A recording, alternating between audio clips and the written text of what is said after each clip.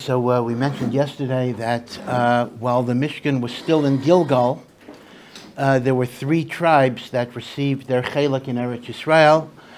There was Shevet Yehuda, and Shimon actually did not get its allotment till they moved to Shiloh. So we have Shevet Yehuda, we have Shevet Ephraim, we have Shevet Menashe. So again, that actually means there's a gap between Yehuda and Ephraim. There is actually an empty, unassigned gap, which will become Binyamin in the second round of the Geirel. Now, it mentions when Ephraim and Menashe got their chalakim. So we did discuss the complaint of Bnei Yosef that they didn't have enough land, and Yoshua essentially told them, sorry, can't really help you. And we discussed that bi'arichos. But there's something else that is mentioned here as well. And it mentions that the daughters of Zelophehad, who are still around, the four daughters of Zelophehad, got their chelak in Eretz Yisrael. I'm sorry, the five daughters of Zelophehad got their chelak in Eretz Yisrael, and essentially what the Navi is telling us is that exactly what Moshe Rabbeinu had said would happen actually happens. So again, I want to go over just a little bit more about the story of the daughters of Zelophehad. Remember that what happened was Zelophehad was a man who died in the desert, and the daughters come to Moshe Rabbeinu and say, Avinu meis bamidbar, our father died in the desert, but he was not one of those who rebelled with Korach. He didn't die in the Korach rebellion. Ki becheto meis. He died because of his own private sin. He was not one of them. He died because of his own private sin. And the daughters claimed that we have a right to inherit our father's portion. And the brothers of Zelophehad claimed that they should get the Yerusha, that daughters do not have a right to inherit. Moshe did not know the Halacha.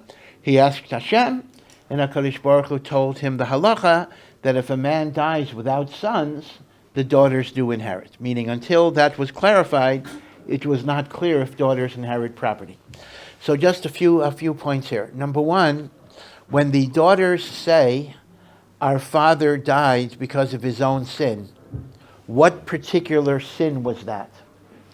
So again, there's a machlokas, but the majority opinion of Chazal is that Zelophehad died because he was none other than the Makoshesh Eitzim. He was the one who was gathering wood on Shabbos. And if you remember, there too, Moshe Rabbeinu didn't know the halacha, and he had to ask, what's the din of a Chilul Shabbos? And HaKadosh Baruch Hu said, Skila. And therefore, Zelophehad died because he was a Mechalel Shabbos, and he got the punishment of Skila.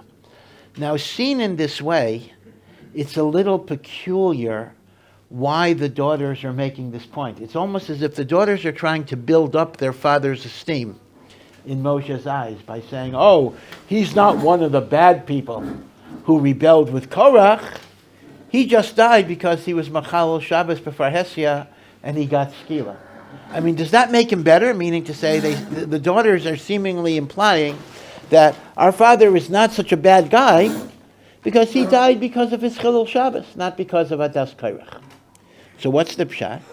So Taisus and Bava Basra brings, again, it's based on Chazals, that Zelophehad the Makoshesh, the gatherer, either the gatherer of wood, or the carrier of wood, or the cutter of wood, the machlek is exactly what the Makoshesh did, actually acted l'shem shamayim, because he did his deed shortly after the gezerah of the Meraglim, that the Jewish people will wander in the desert and not enter Eretz Yisrael.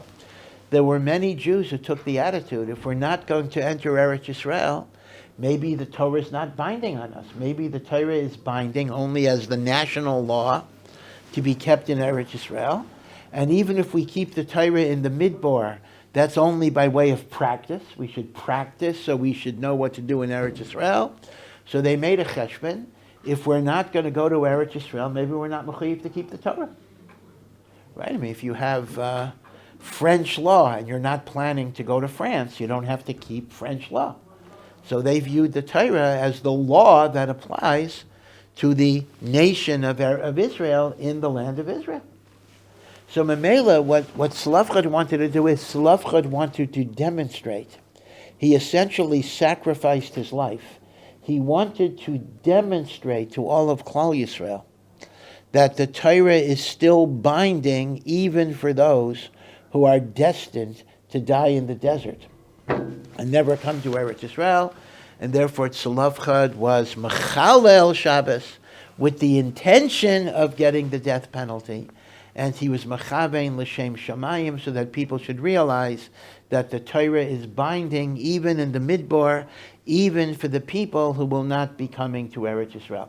And therefore, it is a selling point. When the daughters make the point that our father was not Biadas Korach, but our father died because of his Chilul Shabbos, they're actually saying our father died as a righteous person because his kavanah is L'Shem Shamayim. Okay, yeah. Is there a before someone that says that if in that assumption that he also gets discussed to like learn another halacha from him being this? Yes, that's considered to be a zechus on his part that he was the gairim, indirect gairim of this new halacha. Now, the other question I want to raise is the idea of Moshe Rabbeinu not knowing the halacha. Now, there's a total of 4 places in the Torah where Moshe Rabbeinu didn't know the din, and he had to ask HaKadosh Baruch Hu for what the din was. The first was the Makalel. Well, okay, it depends on which order exactly, but I'll just mention the 4 without necessarily going over the order. Makalel, right, the guy who blasphemed God. He was Makalel Shem Hashem. He was described as the son of an Egyptian man and a Jewish woman. He blasphemed HaKadosh Baruch Hu. Moshe did not know what the punishment for blasphemy is, cursing God. He asked Hashem, and Hashem said, Chiyuv Skila. So that's called the Megadef, the Makalel or the Megadef. The second is the Makoshesh, who is Zelophehad. What is the punishment of the Makoshesh? Now, here, Rashi already points out, well, okay, I'll come back to that. Let's skip that. Okay. The third example is Pesach Sheni. This is probably the earliest of the examples. The first Pesach after they left Mitzrayim, 1 year after they left Mitzrayim, they were going to bring a Korban Pesach in the Midbar. And remember, we know that's the only Korban Pesach they brought in the Midbar. The next one will be in the days of Yoshua. And there were people that were Tameh. And why were they Tameh? Either because they had carried out the bodies of Nadav and Avihu from the Mishkan who had died on the day of its dedication, or they were the people whose turn it was to carry the bones of Yosef, that was a rotation, and they were Tameh. And they said, why should we be deprived of bringing the Korban Pesach? Because we're Tameh. And Moshe didn't know. And Moshe Rabbeinu asked HaKadosh Baruch Hu, and HaKadosh Baruch Hu said, if somebody is Tameh, or if somebody is far away from the Makam HaMikdash, that wasn't relevant in the Midbar, but that would be relevant later. They are given the chance of bringing the Korban Pesach exactly 1 month later, instead of the 14th of Nisan, and you eat it the 15th of Nisan the night, you can bring it the 14th of Iyar, and they eat it the night of the 15th of Iyar, and this was Pesach Sheni. And the final example is B'nai Zelophehad, where Moshe Rabbeinu didn't know the halacha that if daughters inherit when there's no sons. There was a suffix. If a person dies without sons, does it go to his brothers or go to his daughters? Moshe did not know. He asked Hashem, and Hashem said it goes to the daughters. So again, these are 4 cases where Moshe Rabbeinu didn't know the halacha. Actually, Pesach Sheni is the first one. So we have Pesach Sheni, we have the Makalel es Hashem, we have the Makoshesh, we have B'nai Zelophehad, which is the last one, because that is the 40th year in the desert. So here's the problem. The problem is, what does it mean that Moshe Rabbeinu didn't know the halacha? Don't we say that when Moshe Rabbeinu was in Har Sinai for 40 days and 40 nights, HaKadosh Baruch Hu taught him all of the written Torah? Now again, that doesn't mean the stories necessarily, meaning Moshe didn't automatically know what would happen, like the Meraglim or Korach, but he taught him all the mitzvos at least. Hashem taught him all the mitzvahs, and that includes the written Torah and the oral Torah. So if the din is that there's something called Pesach Sheni, then Moshe would have heard it at Sinai. If the din is Mechalel Shabbos gets skila, he would have heard it at Sinai. If the din is that a Mevarech es Hashem, Mechalel es Hashem, Chazal call it Mevarech es Hashem because of a euphemism, gets skila, he would have heard it at Sinai. And if a daughter inherits when there's no sons, he would have heard it at Sinai. Meaning, if I read the Chumash al pi pshat, the implication is there were certain halachos that were not disclosed to Moshe Rabbeinu until certain later events. What about the principle that Moshe Rabbeinu got the whole Torah? Now again, even that, when we say Moshe got the whole Torah at Sinai, again, I need to make this point again, that does not mean the narratives of the Torah. The narratives of the Torah, meaning the events that happened, a lot of the Torah happens after Har Sinai. Meraglim, Hegel, what? Did Moshe know the Cheda Hegel before it happened? So when it says Moshe got the Torah at Sinai, be sure you understand that. That does not refer to the stories that happen after that point. But it does refer to the 613 commandments. So if Moshe Rabbeinu got the 613 commandments during the 40 days he is at Har Sinai, how is it yitochen that he doesn't know the halacha in these four areas? Right? It's a difficult question. So there are some midrashim that make the point that Moshe Rabbeinu was punished for various reasons with forgetting. Meaning, of course, he knew it. Of course, he had been given it by Sinai. But for various reasons, he was shocheach. Because of anger or various other reasons. So there was a momentary forgetfulness. But the Chazon Ish has a very, very important essay on the chronology of how the Torah was given. And he makes a few important nekudos, a few important points that we need to be aware of. First of all, we do have to differentiate between when Moshe got the Torah and when the Jewish people heard the mitzvos from Moshe Rabbeinu. Once again, if you read the Chumash, it's very, very clear that Bnei Yisrael are getting mitzvos over a period of 40 years. This event happens, and Moshe tells Bnei Yisrael these mitzvos. This event happens, Moshe Rabbeinu tells Bnei Yisrael these mitzvos. We did not get the 613 mitzvos when Moshe Rabbeinu came down from Har Sinai. He came down with Aseres HaDibros, the Luchos, and then the Torah tells us when various mitzvos were given. Many mitzvos were not given to Bnei Yisrael until the Mishkan was constructed. There were many mitzvahs that were not given until the 40th year of the desert, before Moshe Rabbeinu's death. Meaning, if you were to take a snapshot of the Jewish people at any given stage in the 40 years of the desert, there were certain mitzvahs that were not being operative then. They were not known to Bnei Israel.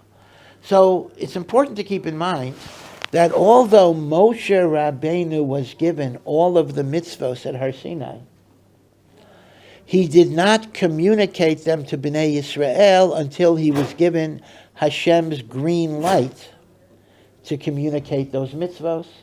And you have to go through every mitzvah. Why was it delayed until that time? Meaning some mitzvahs were not given to Bnei Yisrael until the Mishkan. Some mitzvahs were not given till after Korach. Some mitzvahs were not given till after the Meraglim. Some mitzvahs were not given until right before we entered Eretz Yisrael. Okay, this is very, very critical. There is a nafkamina between when Moshe got the information and when Moshe Rabbeinu was given rishus to reveal that information to Bnei Yisrael. And that is the meaning of the ubiquitous statement, Vayedaber Hashem el Moshe Lamor, which in English is translated, Hashem said to Moshe, saying. which is kind of superfluous word. But in reality, the word lemor in Hebrew is to say it to somebody else. In other words, Hashem spoke to Moshe, lemor, communicate this message to Bnei Yisrael. Meaning Moshe knew it ahead of time. Moshe knew it ahead of time. But now Hashem is saying, reveal that information. Okay, it's very important to Kuda. There's an nafkamina between when Moshe Rabbeinu got the mitzvos and when Am Yisrael got the mitzvah. So says the Chazon Ish, based on this, we now have a very simple understanding of the ideas of why Moshe Rabbeinu was Mesupik. Let's take Pesach Sheni, for example. The Tmeim come to Moshe, and they say, why should we be deprived of the opportunity of bringing a Korban Pesach? So Moshe asks Hashem, because Moshe doesn't know. Now, what doesn't he know? So here's what the Chazon Ish says. Do not make the mistake that he didn't know if there's such a thing as Pesach Sheni. He already knows there's Pesach Sheni. But he was not yet given permission to communicate that halacha. So he asks Hashem, do I now have permission to reveal that which you already told me? And Hashem says, yes, now is the time to reveal it.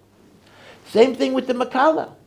Moshe Rabbeinu knows from Sinai that a Makala as Hashem gets skila, but Hashem did not tell him yet to reveal it to Bnei Israel. Again, I'm not answering the question why Hashem chose certain moments to reveal certain mitzvahs. That is a very good question. But the Metzias is, whatever answer you give, that's the fact of it. And that's the same thing with the Makoshesh Eitzim, and that's the same thing with B'nai Zelophehad. So the Chazon Ish's point was, this is not a chisaron in the revelation that Moshe got b'Sinai. It is simply asking reshus from HaKadosh Baruch Hu to reveal the halacha that he was already told. Now, by the Makoshesh, here's the thing. I'll add a little thing by the Makoshesh.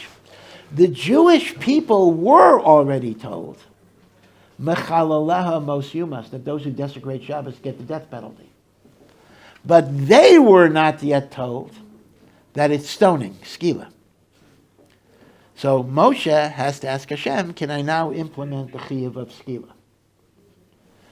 Okay, so this is a fascinating point that contrary to what people might assume, that Moshe Rabbeinu didn't know the halacha, and therefore he had to ask Hashem, the Chazon Ish posits Moshe Rabbeinu knew the halacha, but he had to ask Rishus to be Megala the halacha, because the mitzvos that were given to Moshe needed special divine permission before they could be revealed to Bnei Yisrael. So we got the Torah, right? It says in Pirkei Avos, Moshe got the Torah b'Sinai.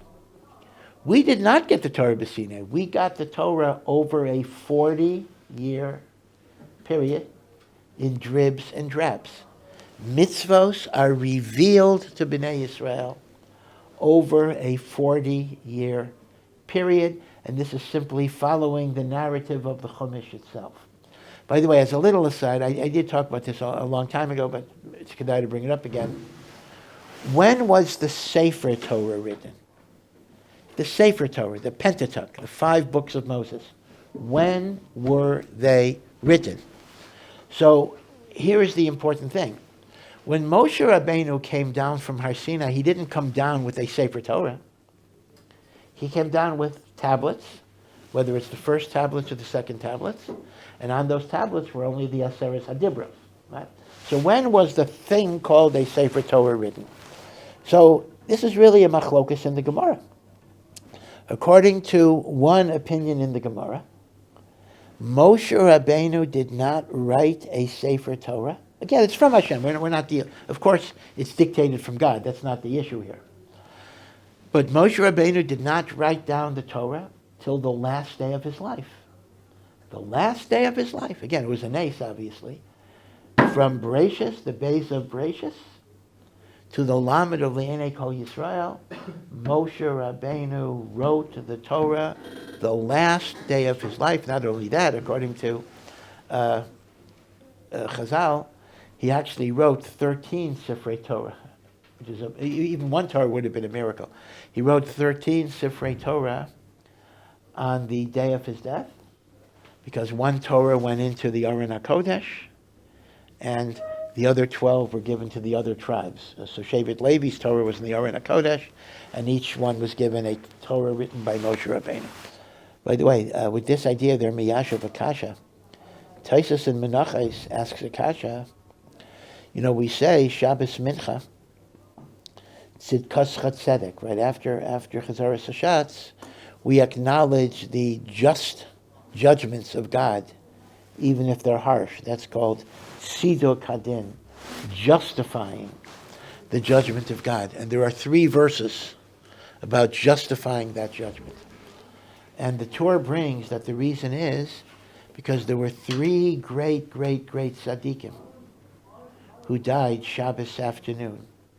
There was Yosef HaTzadik, there was Moshe Rabbeinu, and there was David HaMelech.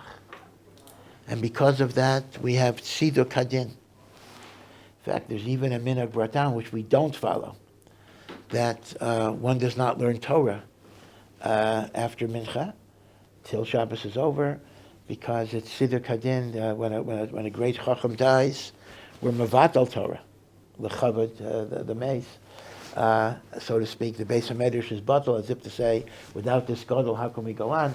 But L'maisa, we're not knowing that. We are not knowing that way, but there's such a minhag that even the Ramah brings down.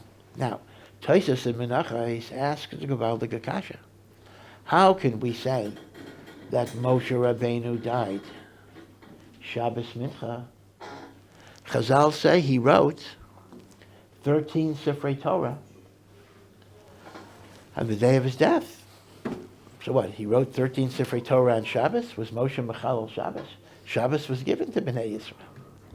So Tosfos' answer basically is, since by definition this was a supernatural, miraculous writing, because there's no way, b'derech hateva, you could even write one Torah in a day. And how do you write 13 Torahs in a day? So this was a malacha that was done derech nes. So essentially, Tosfos lays down a rule that malachas that are done by supernatural, miraculous means are not malachas in Shabbos. So if any of you, when you get back to America, want to go to Hogwarts School of Magic and Harry Potter, and you're concerned that they have classes on Shabbos, according to Tosfos, it's okay. Now, well, it's okay in terms of Shabbos. There may be a problem of Kishuv. That's another issue. But in terms of Shabbos, you can do malachos through supernatural means. This is what Tosfos says, and that's how Moshe Rabbeinu read it. So again, I want to point out, therefore, there's one man Diamar that says there literally was no Sefer Torah till the last day of Moshe Rabbeinu's life, which means, our first points out, that actually means Torah Shebaal Peh is older than Torah Shebichsav, because that means for the 40 years we were in the desert and Moshe was giving us mitzvos, everything was oral. Other than the Luchos, which were in the Aron HaKodesh anyway, everything was oral. There was no Torah that was a written Torah till the day of Moshe Rabbeinu's death. Everything, even the Torah Shebichsav, was the Torah Shebaal Peh. Okay? So that's one opinion, that the Torah was written the last day of Moshe Rabbeinu's life. And then there's a machlokas who wrote the last 8 verses about Moshe dying. Some say Yoshua wrote those last 8 verses. Some say Moshe wrote it. Okay, that's a machlokas about the last 8 verses. Now, there's another opinion, which the Ramban endorses. Rashi doesn't take sides on this, that the Torah was written as each event occurred, meaning before Matan Torah, Moshe wrote down everything from Bereshis up to Matan Torah, and then as each event occurred, HaKadosh Baruch Hu dictated. So after the Ched Egel, he told Moshe how to write up the Ched Egel. After the Ched HaMeraglim, how to write up the Ched Meraglim. Meaning the Torah was written in a piecemeal fashion over time. which means at any given point, at Matan Torah, the only part of the Torah that had already been written down was Chumash Bereshis, and the beginning of Shmos, the Yitzias Mitzrayim and the like. Right? So even like that opinion, the Torah was not completed till the day of Moshe Rabbeinu's life, because that's the end of the Torah. Moshe Rabbeinu died, etc. Okay, so once again, when we say that Moshe got the Torah at Sinai, it does not mean the Sefer Torah. It means the 613 mitzvos. And in terms of Bnei Yisrael, we did not get the 613 mitzvahs. So when Moshe came down Sinai, we got it over a 40-year period. And the Chazon Ish says that is the mafteach, that is the key to understanding the uncertainties that Moshe Rabbeinu faces in the 4 categories of Safek. Yeah. Didn't he recuse himself from the because they said we weren't, our father was not against you, so he said, oh, I can't judge this, and he went to die. So I say again, when they said our father's not against you? Therefore he said, oh, I can't judge this case because I would be... Because he felt that they had a favoritism. Yeah. I mean, there are chazals that say that. I mean, the problem is, though, it's one thing if this would have been like a unique shaila, but if this is a general halacha that Moshe knows, it doesn't really take any judgment on his part, right? Because it's a straightforward thing. If there are no sons, it goes to daughters. Yeah. When we say he wrote it, there mace, Yeah. does that mean that he had a pen and his hand moved supernaturally fast? Or? Yeah. So, the lashon Taisus doesn't use the word derech nes. I'm paraphrasing Taisus. Taisus uses the lashon hashba'as kolmus. That means you make an oath on the pen. It's almost as if, it seems, you're not even holding the pen. The pen simply writes on its own. You command the pen to write, and it writes. It's an interesting question. Is a Torah kosher that way? I mean, listen, we can have parallels even today. I mean, let's imagine, we wouldn't, it doesn't have to be called magic or miracles. We can have a machine. I press a button, and, the machine starts writing. And that can be much, much faster than a human actor. So the question would be, would that be a kosher Torah scroll? Now, l'chayra, if Hashbas Kolmis is a kosher Torah scroll, then it would appear that if I push a button, it should also be a kosher Torah scroll. And yet we're machmer on it, Halacha, but it would appear that would justify automation, mechanization, doing these things mechanically. Now, l'maisa, l'chumra, we do treat that as my action. It's an interesting point. L'gabe Shabbos, if I push a button, again, miracles is a separate category, but if I push a button and the machine does malachos, that's called chilul Shabbos. I mean, Taisus' heter for miracle doesn't apply to that. So we do treat machine-initiated processes as extensions of you to be machmir, to make it forbidden on Shabbos, but we don't use it to be makel for the writing of tefillin, mezuzos, and sifrei Torah, even though you would think that's an inconsistency. If it's considered my matzah, legabe Shabbos, why shouldn't it be my matzah, legabe tefillin, mezuzah, sifrei Torah? By the way, this was a big shaila. In fact, this is an area where we're actually makel, but this was a tremendous, tremendous shaila. With the invention of baking machine matzah, right? We know on Pesach we have to have special matzah for the Seder, not just that it's not chametz. Of course, matzah can't be chametz, but it has to be made, has to be kneaded and baked with kavana that this is being done for the mitzvah. That's what it means, shemura. It is guarded l'shem mitzvahs matzah. Now, there are 2 types of shemura matzah you can get, right? Even today. The standard shemura matzah, which is the round matzah, is called hand shemura, meaning all of the processes are made by hand. And I'm not sure if you've ever baked matzah or visited a matzah factory, but every process, the mixing of the water, the kneading, you say, l'shem matzahs mitzvah, this is being done for the mitzvah of matzah. So that's hand shemura. But then, in the late 1800s, they invented machines, like bread-making machines, in which you just pour in the flour, and the machines and the water. The machines mix it, the machines lay it out, the machines shape it, and then it gets baked. Machine matzah. So there was a huge shaila in the 19th century among Gedolei HaPoskim whether machine matzah. Now, granted, some people took the position that machine matzah had a chametz problem because pieces of dough got stuck in the machine and they might have become chametz in time. So that's a chametz problem. For sure that's a problem. But let's factor out the chametz problem. Let's assume that the machines are totally good. There's no residue in there. That's fine. But the question becomes, given the fact that the matzah of the Seder has to be lishma, the processes have to be done with specific kavana, l'shem matzahs mitzvah. Well, a machine does not have a mind. A machine does not have kavana, and the machine is also not Jewish. So even a guy couldn't do it properly. So the question is, when I mix the matzah, when I mix the water and the flour, I'm doing it l'shem matzahs mitzvah. When the machine mixes the water and the flour, it is not doing it l'shem matzahs mitzvah.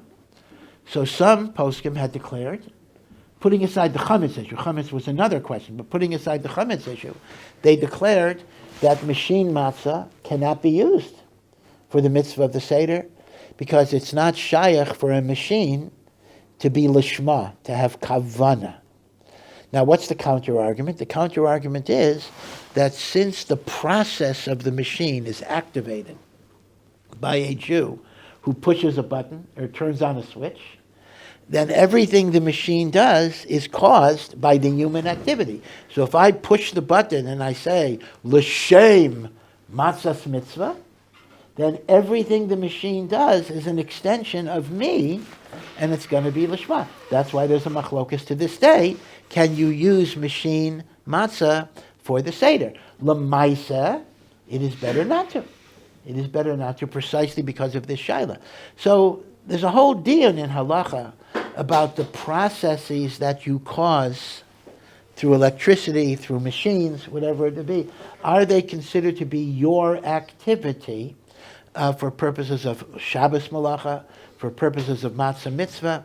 And then, I'm just bringing up that according to that argument, it should be a shaila for tefillin, sefer Torah, and mezuzah too, even though there we are, for some reason the halacha is machriya very much l'chumra that you can't wear tefillin that were written in a mechanical way. But l'chayra, I'm just timing that from Tosfos at least, you see that if the Torah is written through this mechanical pen, this magical pen, it is a kosher Torah. Tosfos is mechadesh, it's not chilul Shabbos. That's fine. But a kosher Torah, it's vadayez.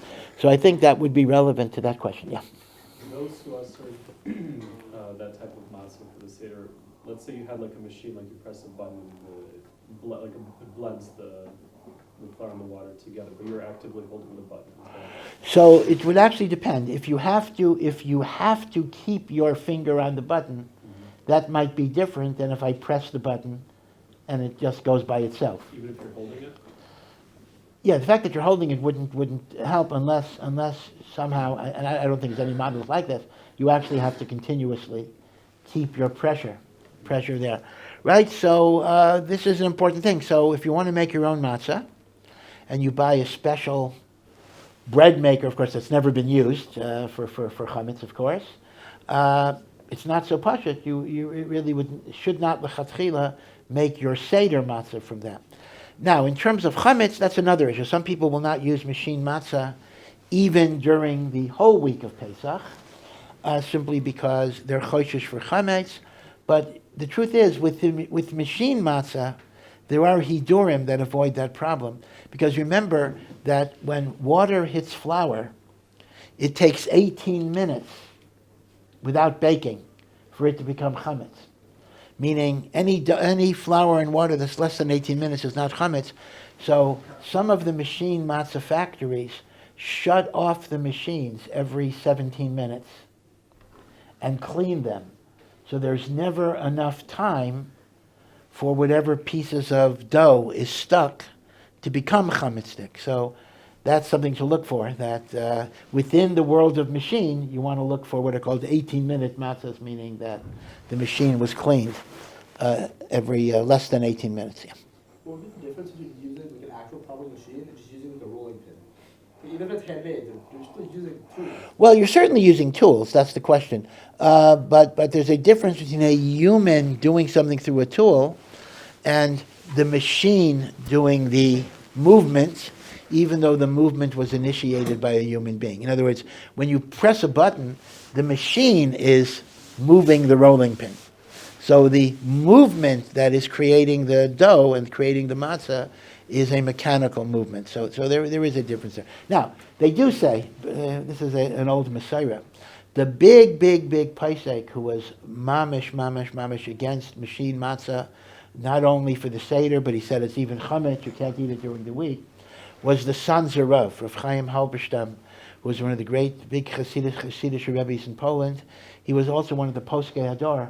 And in Shelos Utshuvas Divrei Chaim, he says it's chametz and it's puzzle because it's not lishma. And then he says he also has hidden reasons that he doesn't want to reveal why this is totally improper. So he doesn't say what the reason is. So people think, well, he's a Hasidic Rebbe, maybe he has Kabbalah, he has Zohar, maybe there's some reason in Shemayim that this is no good. But they say no, the actual reason was that the people who were making matzah in Poland at the time were largely widows who were very poor. And this was their parnasa that supported them the whole year. Because remember, matzah baking is not like the day before Pesach. A Shmora matzah factory starts around Tu B'Shvat. So it's several months, and I don't think you get a lot of money for it, but for an almana, this could be, in Poland, this could have been her main parnasa for the whole year.